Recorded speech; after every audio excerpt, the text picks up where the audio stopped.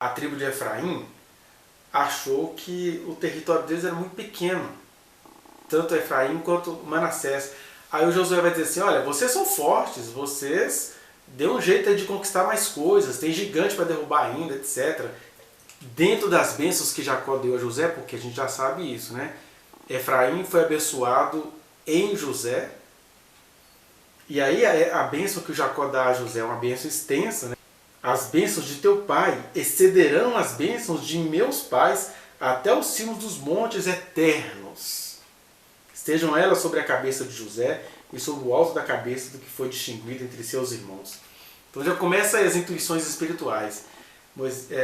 Jacó vai dizer de José e sobre a sua descendência que as bênçãos vai estar para além dos montes eternos. Ele não estava falando mais de questões físicas, ele estava apontando para uma glória, para uma altura eterna e infinita que não tinha nada a ver com a fisicalidade, ou com a história, ou com a política, ou com a geografia. O que o Jacó faz? Ele cruza as mãos, né? Ele vai, põe a mão esquerda sobre o filho mais velho que estava à direita, e põe a mão direita sobre o filho mais novo que estava à esquerda. José fala assim, não pai, não é assim que se faz. Ele fala, eu sei meu filho, eu sei. Ele também será um povo, se referindo a Manassés. Também ele será grande, contudo, o seu irmão menor será maior do que ele, e a sua descendência será uma multidão de nações. Assim os abençoou naquele dia, declarando, por vós Israel abençoará, dizendo, Deus te faça como a Efraim e como a Manassés. E pôs o nome de Efraim adiante do de Manassés. E é interessante aí que nessa bênção de Jacó, que agora é dada especificamente a Efraim, ele vai dizer que ele vai...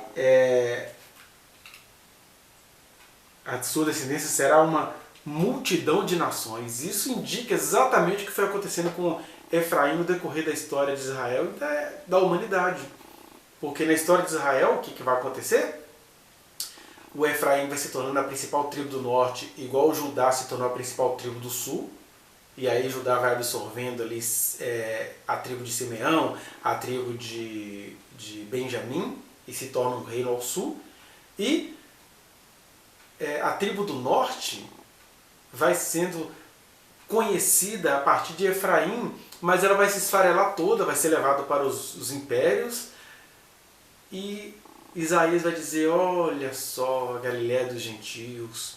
Mas antes de Isaías, o profeta Oséias, que recebeu de Deus o dom de se casar com uma mulher dada à prostituição, para simbolizar o Israel do norte, o Oséias chama Israel de Efraim, que é o reino do norte.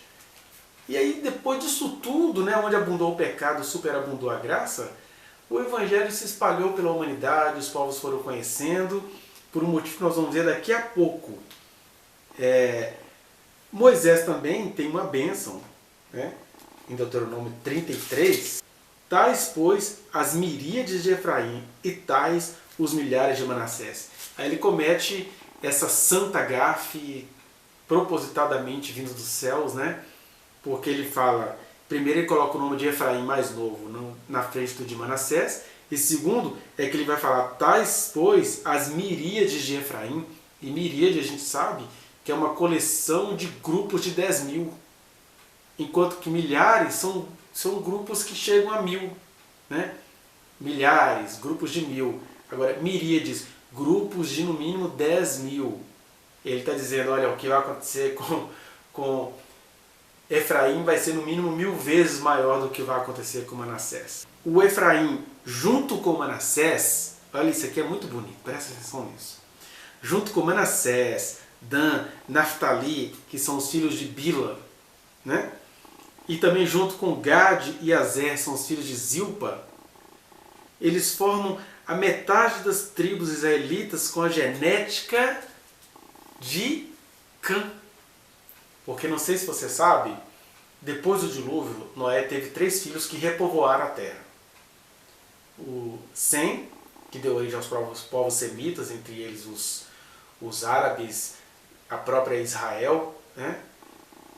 O Cã, que deu origem ao continente africano, e o Jafé, que deu origem ao continente, digamos assim, indo-europeu, aos demais povos, gregos, italianos, alemães, os povos indo-europeus, indianos, os povos chineses, né, que procedem lá de Magog, que vai dando origem a outros povos, inclusive aos ameríndios, quando você vai vendo lá em Gênesis 10, estão lá essas informações.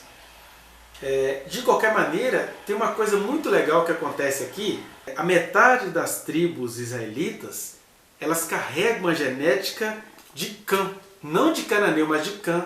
Porque Cã teve os filhos lá, o primeiro filho de Cã, que foi o Misraim, que deu origem ao Egito. E aí nós temos aí, por exemplo, desde Abraão, que acabou tendo filho com uma serva egípcia, mas aí Ismael não fez parte do povo de Israel. Agora, quando você chega em Jacó, você tem o Manassés, que era filho de uma egípcia, mulher de José. Dan e Naftali eram filhos de Bila, que era uma serva egípcia. Gad e Azer, que eram filhos de Zilpa, que era outra serva egípcia. E o Efraim, que também era filho de Azenate, uma mulher egípcia. Mostrando que das 12 tribos de Israel, 6 eram formados por uma mistura genética de semitas e camitas, de Oriente Médio, digamos assim, né, de semitas, e África.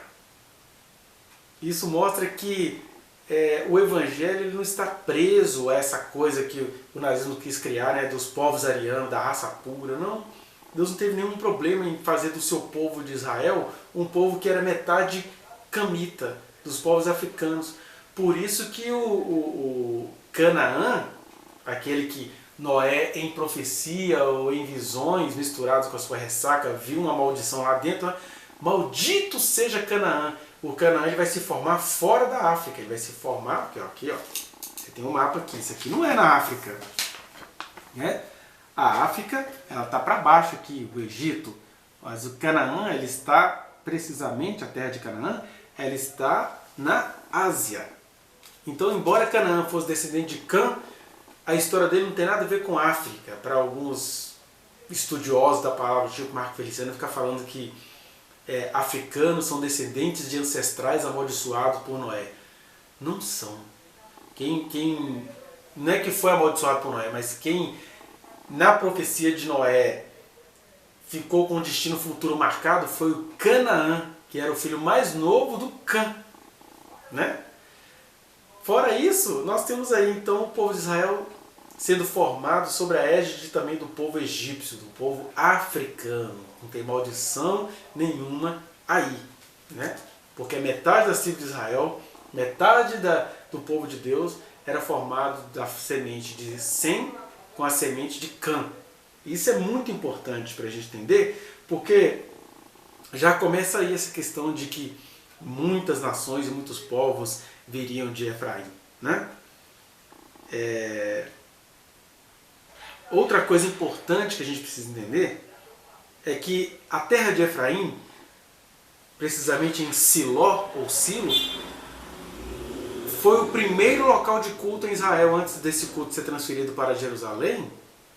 Os cultos, né, o tabernáculo, depois que o pessoal descansou na terra, ele foi montado em Siló, que se localizava na terra de Efraim, mostrando aí também uma tendência a ser capital espiritual, né?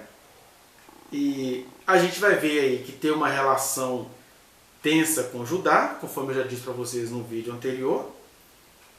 E é interessante que os estudiosos israelitas, de origem israelitas, vão dizer inclusive, que na atualidade as tribos do norte todas se perderam. Se perderam porque elas iriam se misturar com outros povos, conforme o próprio Jacó viu acerca de Efraim. E o que eles conseguem realmente encontrar hoje é uma ligação genética ainda com as tribos de Judá, de Benjamim e de Levi, que vai representar o culto. Então, os judeus hoje, aquelas pessoas que fazem uma genealogia mais honesta, você vai encontrar judeus da tribo de Judá, Benjamim e Levi. Pelo menos é o que diz o autor da Enciclopédia de Bíblia, Teologia e Filosofia, o Bentz, que é um dos autores dessa enciclopédia e que é judeu, né? Ele deixa bem claro isso, que apesar da volta do povo de Deus, daquele remanescente que eu falei com você ontem acerca da tribo de Judá, o povo genético mesmo se perdeu. E isso não é nenhuma tragédia, não tem nenhum problema não, porque o objetivo de Deus era que aquilo começasse com aquelas tribos, mas isso fosse se espalhando por todas as nações, porque judeu mesmo é aquele que crê no Senhor, que ouve os seus mandamentos, né? Mas é importante a gente registrar isso, porque vai ficar um remanescente histórico para cumprimento de determinadas profecias, mas aquela nação que os judeus ficam esperando existir, fisicamente falando, eu me atrevo a dizer que ela nunca vai existir, até porque quando você vai lendo os textos do Deuteronômio, havia critérios que Deus colocou para aquela nação. Ele falava, olha, se vocês cumprirem isso, se vocês fizerem desse jeito, vocês terão esse território. Mas eles nunca cumpriram. Então não adianta falar assim, ah não, porque o Senhor prometeu nos fazer cabeça e não cauda. De alguma maneira eles são cabeça e não cauda na atualidade, mas não com aquela extensão territorial toda que a gente vê no mapa. Porque, em parte, eles nunca ligaram para cumprir mesmo o acordo entre Deus e eles, era um acordo que tinha que ser cumprido. E, em parte, isso faz parte do mistério de Deus de fazer os israelitas se misturarem a outros povos a fim de que o evangelho fosse espalhado. Então, Deus nunca esteve preocupado em preservar um povo, um sangue puro, como que um nazismo gospel. Não. O que Deus quis estabelecer é a sua palavra eterna. E a sua palavra eterna já dizia que Efraim ia se transformar em multidão de povos, que Efraim ia se transformar em miríades de povos. Então é isso que importa dessa tribo de Efraim. E assim, se de maneira didática a gente acaba localizando a tribo aqui no mapa, espiritualmente falando, o que nos importa é que Deus nunca teve um compromisso com esse território. Com aqueles indivíduos, eles deveriam ter lutado, eles deveriam ter cuidado mais. A gente até vê hoje que parte daquele território que seria de Efraim está ocupado pela Cisjordânia, né? Que é um pedaço da Jordânia que está ali para dentro de Israel. Então Israel hoje é uma linguetinha, né, que vem por aqui, passa aqui no cantinho, e onde seria a tribo de Judá fica maior. Mas nesse lugarzinho aqui no meio, hoje nós temos a Cisjordânia. E não tem nenhum problema essas coisas todas, porque quem é de Deus não está perdendo a identidade, continua se encontrando com o Senhor. Em Cristo Jesus todas essas coisas perdem a importância. E sobre essa questão geográfica, geológica, se vai ser, se não vai ser, até essa briga dos crentes, que se o anticristo vai sair de Israel, isso tudo é tão relativo, porque na verdade o anticristo ele pode até ser aprovado pelos judeus, mas ele vai ser aprovado sobretudo por aqueles que pensam crer em Deus, que estão em Israel, mas que está sobretudo em religiões, digamos assim, cristãs. Né? A gente vai vendo aí por acontecimentos políticos recentes como que muitos anticristos seduzem facilmente os cristãos. Né? Você vê, por exemplo, o Trump nos Estados Unidos pode aprontar todos, mas se ele for contra a homossexualidade, ele tem o apoio dos crentes. Aqui no Brasil, o presidente Bolsonaro aprontando todas e bancando o coitado, mas ele é querido pelas igrejas. É isso que a gente chama de espírito do anticristo. Ah, ele confessa a Jesus, pois é, porque anticristos no começo confessam a Jesus até que eles mostram a cara dele. Se a igreja no Brasil, por exemplo, começasse a resistir ao Bolsonaro, eles iam descobrir quem é o Bolsonaro que está escondidinho ali dentro daquele homem. Né? Mas os espíritos do anticristo, eles acabam prosperando, né, contra os cristãos. E aí, seja ele cristão, seja um cara que vai vir de Israel, isso pouco importa, porque em Cristo todas as coisas se uniram e em Cristo tudo aquilo que era geológico, essas coisas só se espalhou, porque a palavra eterna que Jacó disse acerca de Efraim e a palavra eterna que Moisés também disse acerca de Efraim é que está valendo. Então o que nós podemos tirar aqui da formação dessa tribo de Efraim, em Josué a gente vai ver as localidades, as disputas, os gigantes que eles deveriam vencer, mas o que a gente precisa tirar para nós como meditação é que Efraim significa Deus tendo compromisso eterno de fazer Efraim ser sal na terra. Ou seja, na medida que Efraim some, é que ele vai sendo líder. Né? E esse é o destino dessa tribo. Efraim sumiu e o Evangelho chegou até nós. Por outro lado, o Evangelho ele é maravilhoso porque ele carrega esse mistério, né? Essas ditas tribos do norte, porque todos aqui são tribos do norte, né? Manassés, Dan, Naftali, Gade, que não aparece mais no mapa hoje, e Azer lá ao norte, quase indo lá para Sidom. Essas tribos todas, elas carregavam em si o quê?